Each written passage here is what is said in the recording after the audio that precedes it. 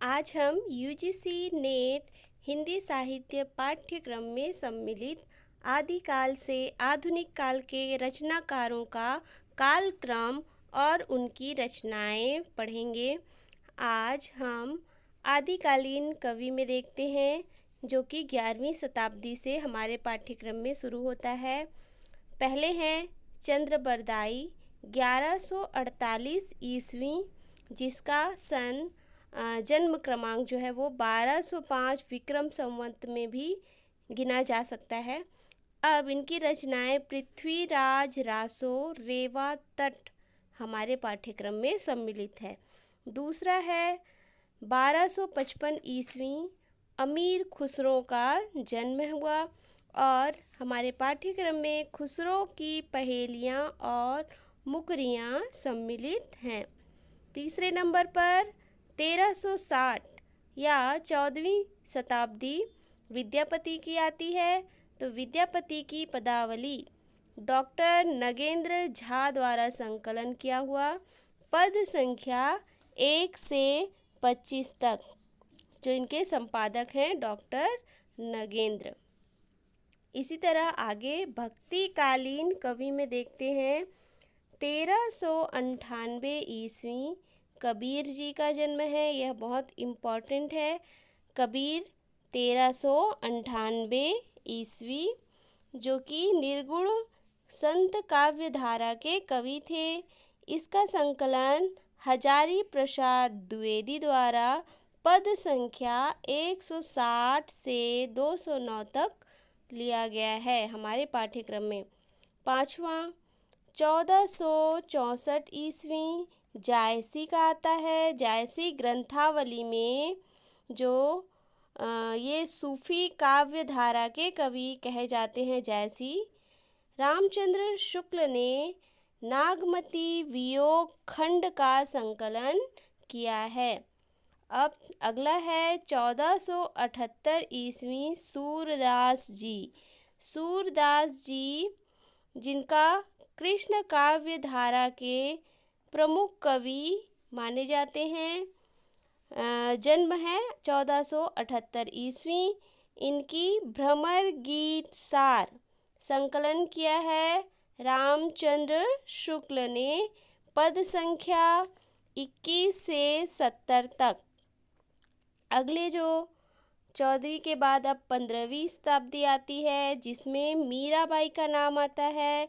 1504 ईस्वी मीराबाई, वे कृष्ण काव्य धारा की कवयित्री थीं। इसका संकलन विश्वनाथ त्रिपाठी द्वारा किया गया है और इसका जो पद है प्रारंभ से लेकर 20 पद तक किया गया है। अगले हमारे कवि हैं तुलसीदास जी, बहुत ही महत्वपूर्ण कवि। 1537 ईस्वी, देखिए 15वीं शताब्दी में मीराबाई और तुलसीदास, और 14वीं शताब्दी में आपके आ जाएंगे लगभग कबीर, जायसी और सूरदास। तो ये हमको याद रखना है। तुलसीदास जी राम काव्य धारा के प्रमुख कवि। इनकी रचना है रामचरितमानस और हमारे पाठ्यक्रम में उत्तरकांड, रामचरितमानस का उत्तरकांड दिया गया है। अब आते हैं रीतिकालीन कवियों की बारी है। तो इसमें है सबसे पहले बिहारी, जिन्होंने बिहारी सतसई लिखी और यह रीतिकालीन काव्य धारा के प्रमुख कवि हैं, जिनका जन्म 1595 ईस्वी में है। 1595 ईस्वी बिहारी, ठीक है। अब इसके जो सतसई के दोहे हैं जगन्नाथ दास रत्नाकर जी द्वारा संकलित किया गया है। दोहा संख्या 1 से लेकर 50 तक। यहाँ 150 हो गया है मित्रों, लेकिन ये 1 से 50 तक जो संख्या है। अगले हैं घनानंद। घनानंद कवित्त पढ़ेंगे, जो कि घनानंद जी रीति मुक्त कवि थे। 1689 ईस्वी इनका जन्म है। 1689 ईस्वी। अब आगे चलते हैं आधुनिक काल के कवि। हमारे आधुनिक काल के कवियों में आते हैं पंडित गौरीदत्त, जन्म 1836 ईस्वी। तो इनकी रचना है देवरानी जेठानी की कहानी। यह उपन्यास विधा है। 18वीं शताब्दी में अगले हैं 1844 ईस्वी में बाल मुकुंद गुप्त।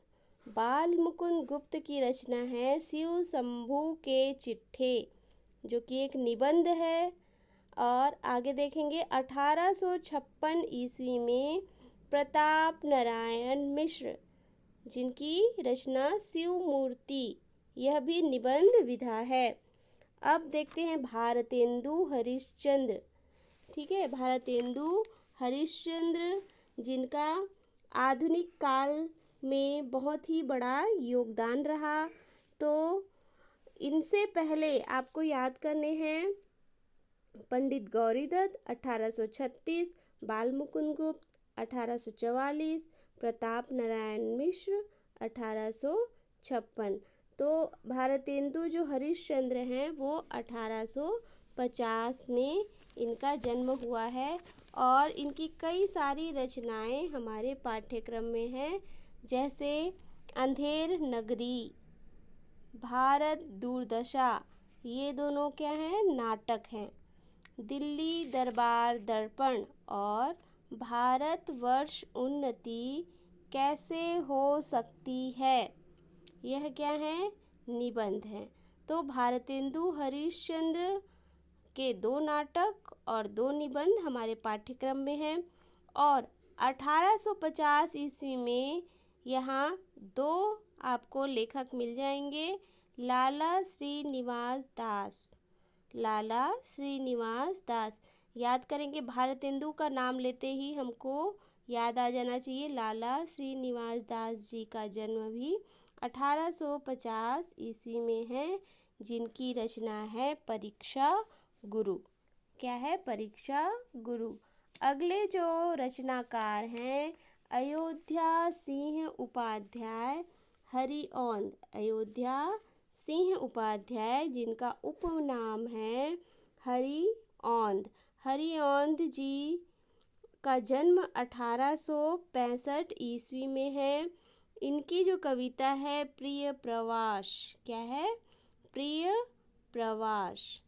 ठीक है, तो प्रिय प्रवास कविता बहुत ही प्रसिद्ध कविता रही है। इसी कविता के लिए हरिऔंध जी को उपाधियाँ भी मिली हुई हैं। हम अब आगे देखेंगे 1871 ईस्वी माधवराव सप्रे, जिनकी रचना है एक टोकरी भर मिट्टी, यह एक कहानी है। 1871 ईस्वी। 1880 ईस्वी में प्रेमचंद जी का है, यह सभी को मालूम होगा। प्रेमचंद जी का जन्म 1880 ईस्वी में है। इनकी भी कई रचनाएं हमारे पाठ्यक्रम में हैं, जैसे गोदान। गोदान एक उपन्यास है। ईदगाह और दुनिया का अनमोल रतन, ये दोनों कहानियां हैं। तो उपन्यास और कहानी दोनों प्रेमचंद की हमारे यूजीसी नेट हिंदी में संकलित है, मतलब पाठ्यक्रम में शामिल है। 1881 ईस्वी अध्यापक पूर्ण सिंह का जन्म। अध्यापक पूर्ण सिंह, इसकी रचना है मजदूरी और प्रेम, जो कि एक निबंध विधा है। क्या है, निबंध विधा है। 1881 ईस्वी। अब उनके बाद आते हैं राजेंद्र बाला घोष, 1882 ईस्वी, और इनको बंग महिला के नाम से भी जाना जाता है। तो बंग महिला की 2 कहानियां हैं, चंद्रदेव से मेरी बातें और दुलाई वाली। अब हमारे अगले जो कवि हैं, लेखक हैं चंद्रधर शर्मा गुलेरी, जिनका जन्म 1883 ईस्वी है। देखिए यहाँ क्रम से है 81, 82, 83, 84। तो 81 अध्यापक पूर्ण सिंह, 82 राजेंद्र बाला घोष, 83 चंद्रधर शर्मा गुलेरी और 84 रामचंद्र शुक्ल।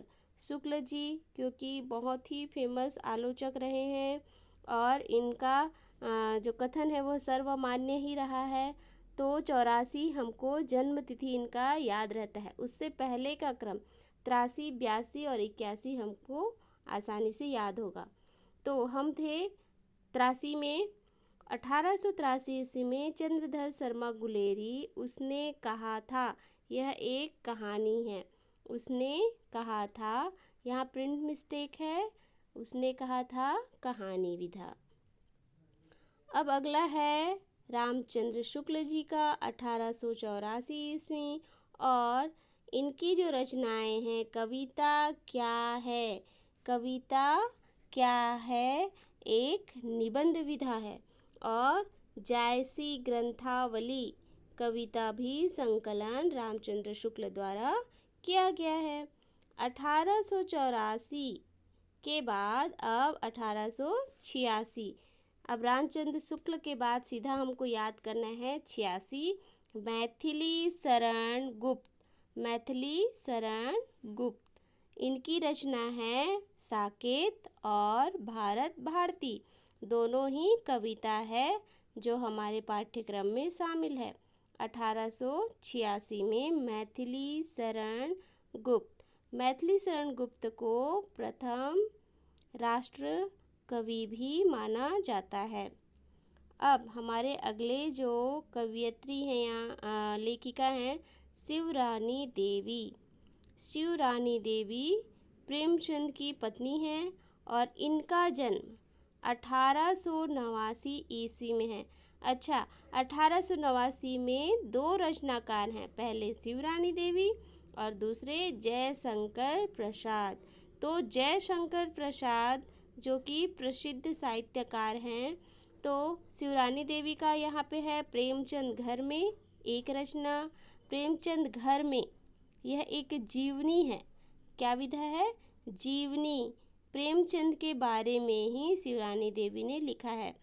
अब दूसरे जो 89 ईस्वी में जन्म लिए हैं जयशंकर प्रसाद, यह बहुत ही प्रसिद्ध हैं। तो इनके 3 नाटक जो हमारे पाठ्यक्रम में शामिल हैं, उसे आपको कमेंट में बताना है कि वे कौन से 3 नाटक हैं जो हमारे पाठ्यक्रम में शामिल है जयशंकर प्रसाद कृत। अब उनकी कहानी है आकाशदीप, ठीक है, और कविताओं में है आंसू और कमायनी। आंसू और कमायनी। तो 1889 में याद करना है शिवरानी देवी और जयशंकर प्रसाद, दो लेखक की एक ही जन्मतिथि है। 1889 शिवरानी देवी और जयशंकर प्रसाद। जैसे कि हम लोग 1850 में भारतेंदु को देखे थे और लाला श्रीनिवास दास जी को देखे थे, ठीक है। भारतेंदु हरिश्चंद्र 1850 और लाला श्रीनिवास दास। उसी तरह हैं हमारे शिवरानी देवी और जयशंकर प्रसाद जो कि 1889 में जन्म लिए हैं। आगे है 1890। तो 1890 में राजा राधिका रमन प्रसाद सिंह का जन्म हुआ और इनकी कहानी कानों में कंगना पाठ्यक्रम में शामिल है।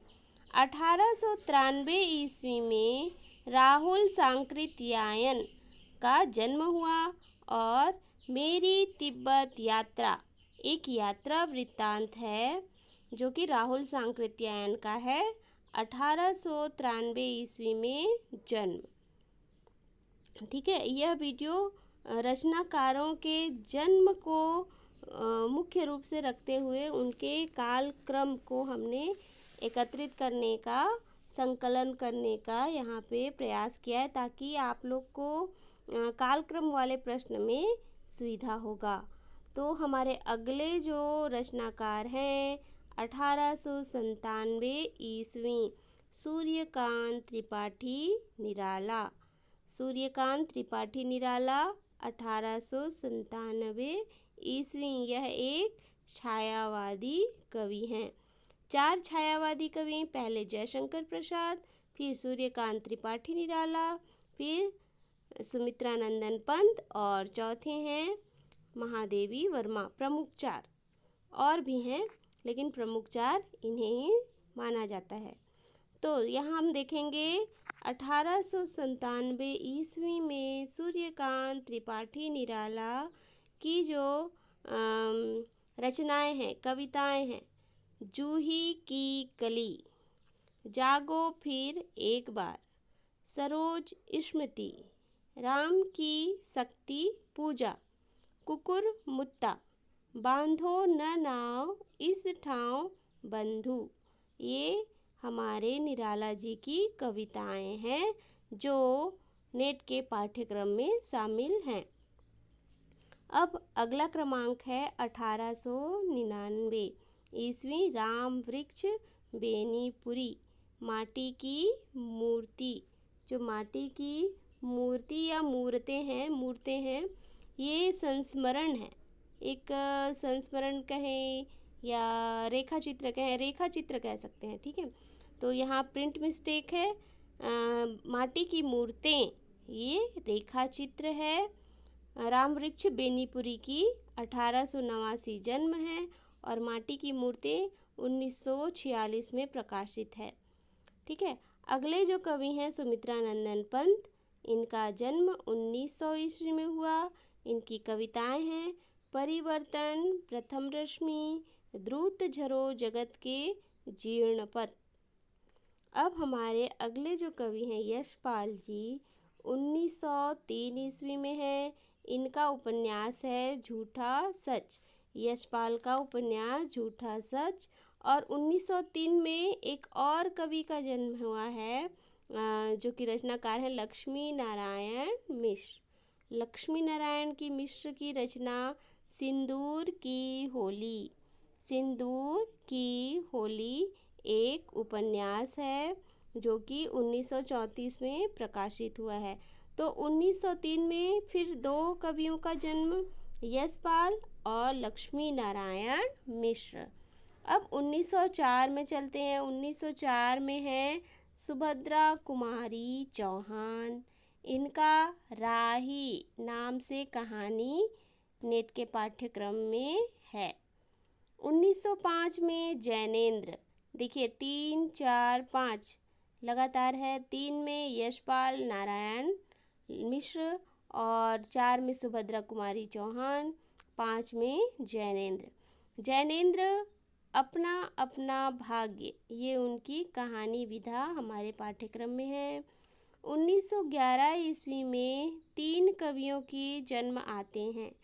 3 कवियों, पहले हैं सच्चिदानंद हीरानंद वात्स्यायन अज्ञेय। इनको अज्ञेय उपनाम से ज़्यादा प्रसिद्ध हैं, अज्ञेय, नागार्जुन।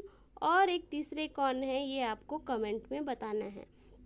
तो पहले जो कवि हैं चलते हैं अज्ञेय जी की कई सारी रचनाएं हमारे पाठ्यक्रम में हैं। पहले कविताएं देख लेते हैं। कलगी बाजरे की, यह दीप अकेला, हरी घास पर क्षण भर, असाध्य वीणा, कितनी नावों में कितनी बार, ये इनकी कविताएं हैं। अब एक है यात्रा साहित्य। यात्रा साहित्य में अरे यायावर रहेगा याद, अरे यायावर रहेगा याद। और कहानी भी है गैंग्रीन कहानी। एक उपन्यास भी है शेखर एक जीवनी भाग 1। तो अज्ञेय की कविता भी है, यात्रा साहित्य भी है, कहानी भी है और उपन्यास भी हमारे पाठ्यक्रम में दिया गया है। नागार्जुन जो अगले रचनाकार हैं, 1911 में इनका जन्म हुआ और इनकी जो रचनाएं हैं कालिदास, बादल को घिरते देखा है, अकाल और उसके बाद, खुरदरे पैर, शासन की बंदूक, मनुष्य हूँ, ये सभी कविताएं हमारे पाठ्यक्रम में सम्मिलित हैं। पाठ्यक्रम पर मैं इतना जोर इसलिए देती हूँ क्योंकि पाठ्यक्रम जान लेने से हमें बहुत कुछ पता चल जाता है परीक्षा के बारे में कि कहाँ से क्या आएगा हमारे दिमाग में एक छवि बन जाती है। इसलिए पाठ्यक्रम याद रहना बहुत ही ज़रूरी है, खासकर कालक्रम, चाहे लेखक का जन्म हो या रचनाओं के प्रकाशन वर्ष। ठीक है, तो हमारे जो तीसरे जो कवि हैं उसको आप बताएंगे कि 1911 में अज्ञेय, नागार्जुन और एक कौन है। ठीक है, अगले जो हमारे कवि, रचनाकार, लेखक, आप इनको हजारी प्रसाद द्विवेदी जी को, जो कि बहुत ही प्रसिद्ध आलोचक भी रहे हैं, सभी जानते हैं। तो इनके साथ 1907 ईस्वी में 3 कवि या लेखक रचनाकारों का जन्म हुआ, महादेवी वर्मा और हरिवंश राय बच्चन। 1907 में 3 रचनाकार, हजारी प्रसाद द्विवेदी, महादेवी वर्मा और हरिवंश राय बच्चन। तो पहले जो हजारी प्रसाद द्विवेदी हैं उनकी रचनाएं देख लेते हैं। नाखून क्यों बढ़ते हैं, यह निबंध किसमें, हमारे नेट के पाठ्यक्रम में संकलित है। कबीर के जो कविता है हमारे पाठ्यक्रम में, वो भी संकलित हजारी प्रसाद द्विवेदी के द्वारा किया गया। फिर बाण भट्ट की आत्मकथा उपन्यास है, यह भी हजारी प्रसाद द्विवेदी के द्वारा किया गया। अब आते हैं महादेवी वर्मा, जो कि छायावाद के चतुर्थ स्तंभ के रूप में मानी जाती हैं। ठकुरी बाबा, यह इनका संस्मरण है। फिर कविताएं हैं, बीन भी हूँ मैं तुम्हारी, रागिनी भी हूँ मैं, नीर भरी दुख की बदली। फिर विकल, यहाँ प्रिंट मिस्टेक है, विकल है प्राण मेरे। अब अगली कविता है, यह मंदिर का दीप इसे नीरव जलने दो। ठीक है, बीन भी हूँ मैं तुम्हारी, रागिनी भी हूँ मैं, नीर भरी दुख की बदली। फिर विकल हैं प्राण मेरे, यह मंदिर का दीप इसे नीरव जलने दो। ये 4 कविताएं महादेवी वर्मा की हमारे पाठ्यक्रम में सम्मिलित है। तीसरे जो कवि हैं हरिवंश राय बच्चन, इनको हालावादी कवि के रूप में भी जाना जाता है। इनका जन्म भी 1907 में हुआ।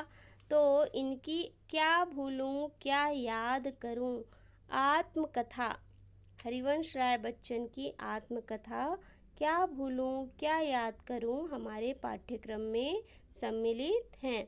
इनकी और 3 आत्मकथाएं हैं, जिसको आप कमेंट पर लिख करके ज़रूर बताइएगा। अब अगले हम चलते हैं महत्वपूर्ण कवि रामधारी सिंह दिनकर, जिनको द्वितीय राष्ट्र कवि कहा जाता है, रामधारी सिंह दिनकर जी को। इनका जन्म 1908 ईस्वी में हुआ था। 1908, रामधारी सिंह दिनकर। संस्कृति के 4 अध्याय, यह निबंध रामधारी जी के द्वारा, दिनकर जी के द्वारा लिखा गया है। कविताओं में उर्वशी और रश्मिरथी कविता का संकलन भी हमारे पाठ्यक्रम में है। 1910 ईस्वी में जन्म लेने वाले कवि हैं उपेंद्र नाथ अस्क। इनकी रचना है अंजो दीदी, जो कि नाटक विधा है। 1912 ईस्वी में विष्णु प्रभाकर की प्रसिद्ध एक जीवनी है आवारा मसीहा, जो कि शरद चंद्र जी के ऊपर लिखा गया है। भवानी प्रसाद मिश्र का जन्म 1913 ईस्वी। इनकी 2 कविताएं गीत फरोश और सतपूर्णा के घने जंगल हमारे पाठ्यक्रम में संकलित हैं। 1915 में भीष्म साहनी जी का जन्म हुआ। इनका तमस उपन्यास और चीप की दावत कहानी हमारे पाठ्यक्रम में सम्मिलित है 1915 में। 1916 में अमृतलाल नागर, जिनका मानस का हंस हमारे पाठ्यक्रम में संकलित है। मानस का हंस किस विधा में है, यह भी आपको कमेंट पर बताना है। अब अगले जो 1917 ईस्वी में जन्म लेने वाले रचनाकार हैं, दो जन हैं। पहले हैं गजानन माधव मुक्तिबोध और दूसरे हैं जगदीश चंद्र। 1917 याद करें, 1917 में भी दो रचनाकार, पहले मुक्तिबोध और दूसरे जगदीश चंद्र। तो मुक्तिबोध की 3 कविताएं ब्रह्म राक्षस, भूल गलती और अंधेरे में हमारे पाठ्यक्रम में है। साथ ही एक साहित्य की डायरी विधा है, तो कहीं कहीं ये एक लेखक की डायरी भी लिखा रहता है, लेकिन एक साहित्य की डायरी सही है। तो गजानन माधव मुक्तिबोध की कविता और डायरी विधा हमारे पाठ्यक्रम में है। जगदीश चंद्र धरती धन न अपना एक उपन्यास है, जिसको दलित उपन्यास में भी शामिल किया जाता है। जगदीश चंद्र का जन्म 1917 ईस्वी में हुआ है। अगले जो हैं 1921 ईस्वी में फणीश्वर नाथ रेणु का मैला आंचल उपन्यास और तीसरी कसम और लाल पान की बेगम कहानी, मतलब एक उपन्यास और 2 कहानियाँ हमारे पाठ्यक्रम में शामिल है। जन्म 1921। अब 1922 में कौन है, यह आप लोग के लिए प्रश्न है। 1923 ईस्वी में है हबीब तनवीर का आगरा बाजार नाटक हमारे पाठ्यक्रम में शामिल है। अगला जो है 1924 में फिर से 2 कवियों का जन्म हुआ, हरिशंकर परसाई और विवेकी राय। हरिशंकर परसाई का जो रचना है भोला राम का जीव, एक निबंध है। इंस्पेक्टर मातादीन चांद पर, यह कहानी है। विवेकी राय की उठ जाग मुसाफिर निबंध विधा है। अब 1925 ईस्वी में जन्म लेने वाले 3 रचनाकार हैं, जिनमें से पहले मोहन राकेश, दूसरा श्रीलाल शुक्ल और तीसरा कृष्णा सोबती। 1925 में 3 रचनाकारों का जन्म है, मोहन राकेश, श्रीलाल शुक्ल और कृष्णा सोबती।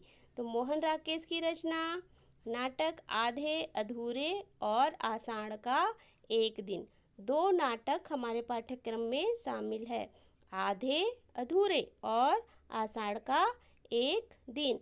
दूसरे जो कवि हैं रचनाकार हैं श्रीलाल शुक्ल की राग दरबारी उपन्यास हमारे पाठ्यक्रम में है।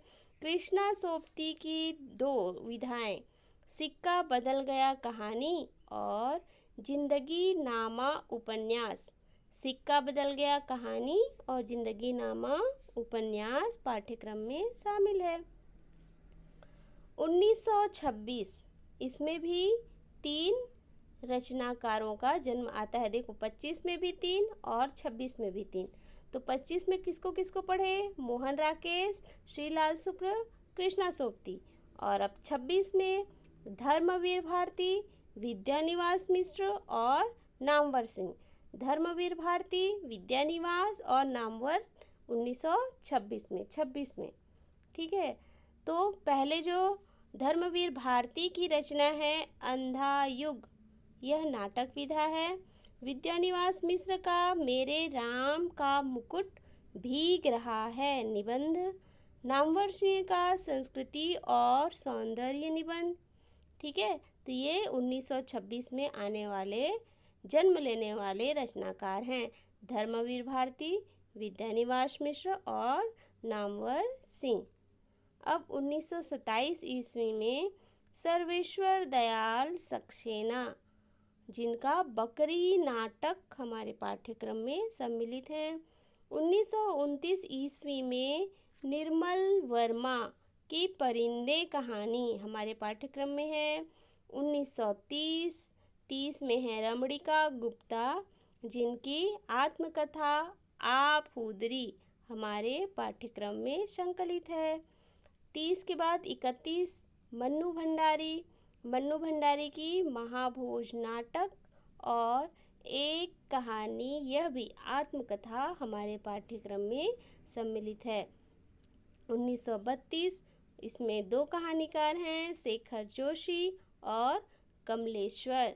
शेखर जोशी कोसी का घटवार कहानी और कमलेश्वर की राजा निर्बनसिया कहानी हमारे पाठ्यक्रम में संकलित है। 1933 में 2 शंकरशेष और कुबेरनाथ राय जी का जन्म हुआ। 33 में शंकरशेष और कुबेरनाथ राय।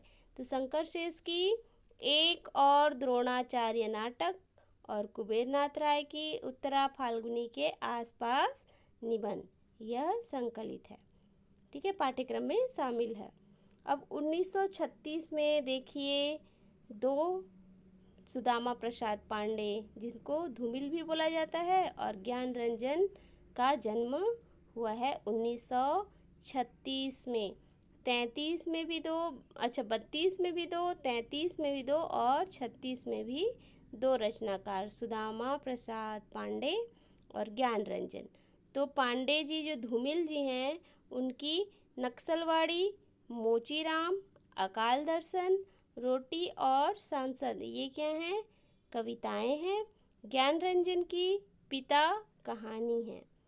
अब हमारे अंतिम जो पाठ्यक्रम में शामिल हैं रचनाकार, तुलसी राम का जन्म 1949 ईस्वी को हुआ है और इनकी जो आत्मकथा है मुर्दैया, यह हमारे यूजीसी नेट हिंदी के पाठ्यक्रम में सम्मिलित है।